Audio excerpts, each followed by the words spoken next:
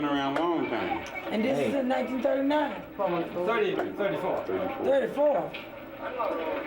Was you born then, Bob? Sure. I didn't. Was you born then, Bob? What? Yeah. I'm just 39. Bob's 39. Been working 44 in that spinning room. Been working where? In that spinning room 44. 44 years? Yeah. Went there in 1946.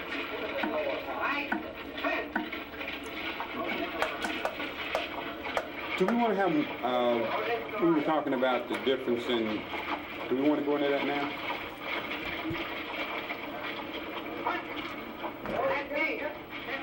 I'm going to send it. Okay. Got some things I'm going to have to do. Okay, and I know you got to get I didn't know ready to this was going to happen today. I knew it was going to happen, but I didn't know when. Exactly I that. didn't know when either, Bob. Bob, let me ask you this. As far as your co-workers and so forth, was there anyone really, fearful, just totally, somewhat infatuated to the point that they would just not talk union back those days versus now? Can you see a difference in that? Yeah, they'll talk it now, where back then they were scared to say anything. At all? They would, if you mention union to them, they'd just take off like a... Yeah, scared. But you still see that in the older folks in the mill, though. Yeah. Okay, I want to ask you you act- something. Talk about union Well, and they go, I'm young folks, I ain't scared. Well, I know you're not, but I heard that. You 39. you're an exception to that rule. Okay, what I wanted to ask you was the ones that are in the spinning room that are anti-union, they won't take leaflets and they down it and all. Do you have any idea why they feel so strong against the union? No, Barney, I think mostly it's like he said, they're afraid. And they don't want people to see them associating with the union or doing anything. You notice how I take and read every paper yeah. you give me. And sign all the I'm petitions not- we bring in? I'm not as scared of nobody. And if everybody could be that way, it'd be different. Yeah, we'd be 100%. Yeah, we would. It kicks the tail. Well, that'd be great.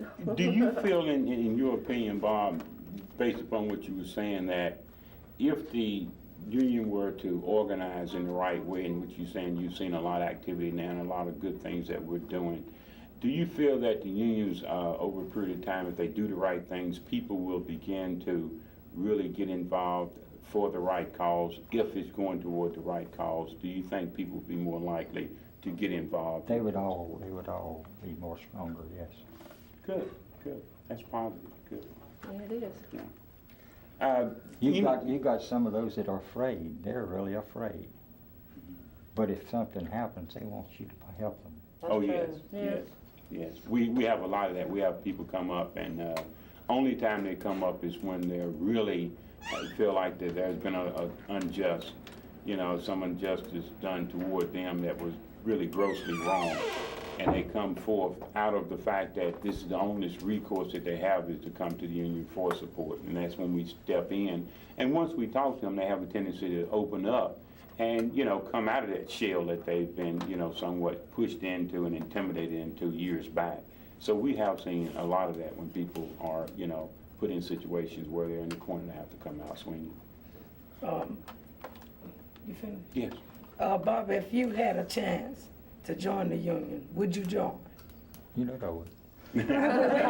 Wait. Yes, he said he would. I had, All right, I had right after, when I was a union member, the union just they got scared or something, it dwindled and almost completely quit. There was still some of us that were strong. And they made me non-bargaining before I knew I was non-bargaining. Mm-hmm. Took my name off the seniority board, and I didn't know it was off till one of the Haynes told me it was. Mm-hmm. And after they made me non-bargaining, I couldn't join the union, and the union started growing again. The union representative came to my house, and I sat down and talked to him like I'm talking to you. I told him I cannot join. Mm-hmm. I'm non-bargaining now. I cannot be for the union or for the company, but you'll find I'm as fair a person as you'll ever see, and I'll try to be that way. And I've talked to the supervisors even. When they have a problem, a lot of times they'll come to me or talk to me, and I'm not bargaining. Yeah. they'll come and talk to me, and I tell them, be fair and honest in anything you do. But let me ask you this, Bob, in regards to the symbol and the image of the union, as far as the symbolic nature of this hall right here, you know, across the street from the main plant. Can you vision, or do you think back in the 30s and 40s that people ever visioned that this would take place, that we could be as open as we are? No, they wouldn't. Right. So this is somewhat of I would say It's people maturing. people maturing and labor as a whole possibly coming around Come of age. Come of age. Good point. Good word. Good. One thing I've noticed, I was at the Miami convention, and I noticed that some of that it seemed to me the strongest group of people there were the blacks, and they've had the shortest history in the union. Can anybody explain that, or am I just crazy? Well, if I could take a shot at it, we're in that the blacks are more or less stronger and more vocal, and what they feel is right and wrong. I think it goes back to just the struggle that I feel personally that black people have had to contend with. And history has shown that blacks have always been in a struggle. And I think once you live it, you know, day in and day out, it comes more or less natural, and you just instinctively do it.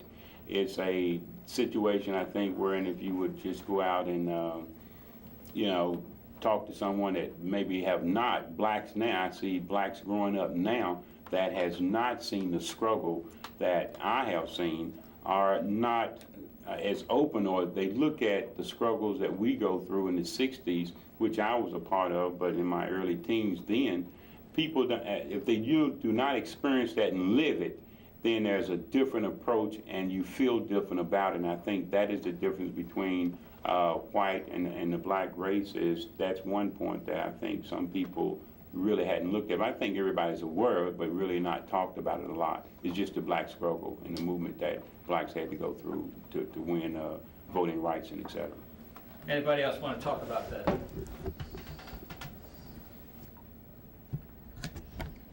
Me? Oh. Let me see. Well, I'm gonna leave it alone because I believe Lewis said it enough. Ada. Okay. Me? See, Lewis older than me, he know more now. See. Well, what about Cynthia or Bunny? You want to come Well, in? you know, The way I you feel look at it in like, the way reverse I side? feel about it, it's not a reverse side. I feel like blacks didn't have the rights that they should have had for so long, you know, and then when they do get the rights that they deserve and everything, they're gonna fight for them and struggle to keep what they've got. That's the way I feel about it. Good point. Good point. Okay. Is that I was talking with a fellow the other day, and he was saying that for a long time there were almost no black supervisors.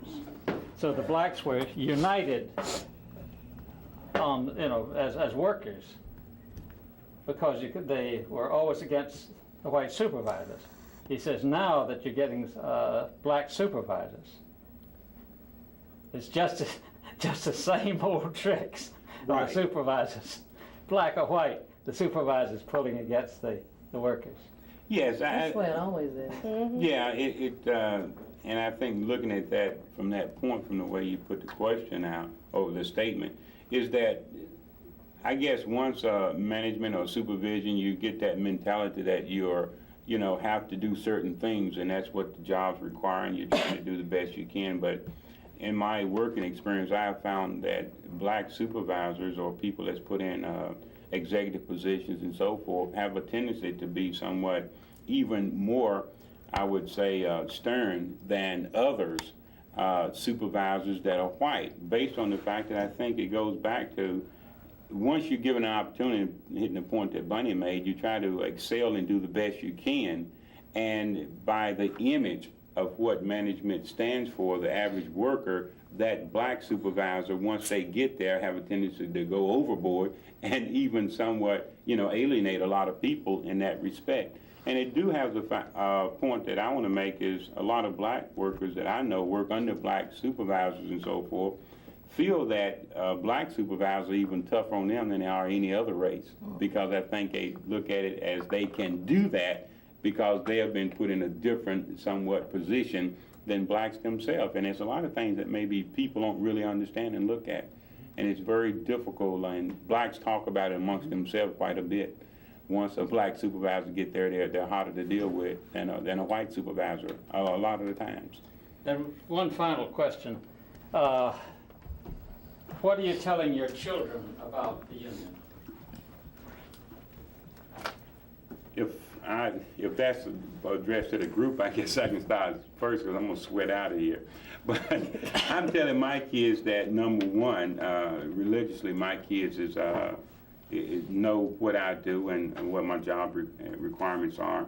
And they're very strong and very supportive of that.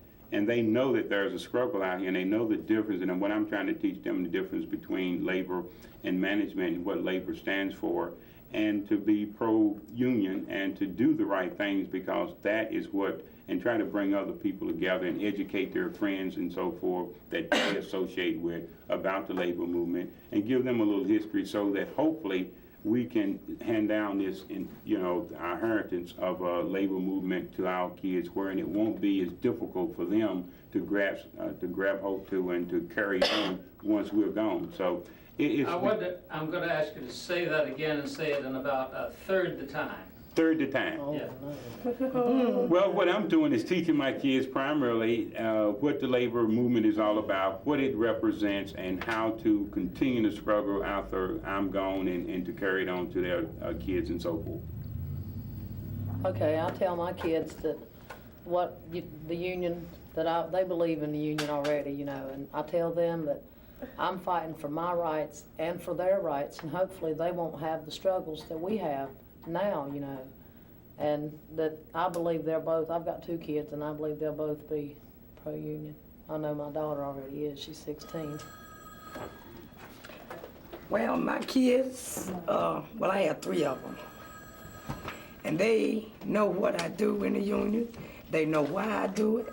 And they tell me, says, Mama, when you go over that union hall, do you run your mouth like you run your mouth here at home? I says, when I go to work, I'll speak for myself. If I'm in the right, I'm going to say what I got to say. If I'm in the wrong, I'm going to say what I have to say. But anyway, the union is a big part of my life. And the people that work along beside me is a big part of my life. I'm going to explain this to you.